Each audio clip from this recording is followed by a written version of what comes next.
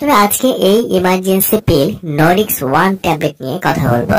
অরক্ষিত মিলনের পর যদি পুরুষের বীর্য নারীর শরীরের ভেতর ঢুকে যায় এবং সেই মিলনের 72 ঘন্টা মানে 3 দিনের ভেতর যদি এই ইমার্জেন্সি পিল নরিক্স 1 ট্যাবলেট খাওয়া যায়, তাহলে আর ওই নারীর কোনো গর্ভবতী হবার চান্স থাকে না।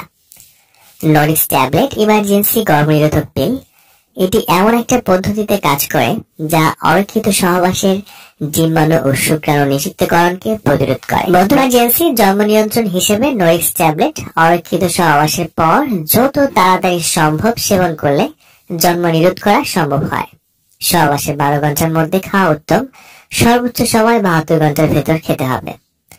72 ঘন্টার পরে খেলে এই ওষুধ আর কোনো কাজ করে না। এবার অথবা আপনার সঙ্গী যদি কোনো জন্ম নিয়ন্ত্রণ পদ্ধতি ব্যবহার না করে থাকেন এবং সে সময় যদি আপনাদের সহবাস হয়ে যায় আর সেই সহবাসের পর বীর্য যদি নারীর শরীরে ঢুকে যায় আর যদি আপনি বাচ্চা রাখতে না চান, তাহলে আপনি নরিক্স 1 খেতে পারেন।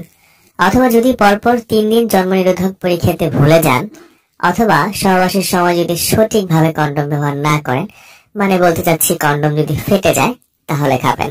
অথবা ধর্ষণজনিত অবস্থায় গর্ভধারণ এড়িয়ে যেতে এই নরিক্স খাওয়া হয়ে থাকে। মোট কথা হলো, অরক্ষিত সহবাসের পর বেবি না চাইলে 72 ঘন্টার ভেতর নরিক্স 1 ট্যাবলেট খেতে হয়। খাওয়ার পর পরবর্তী মাসিক না হওয়া পর্যন্ত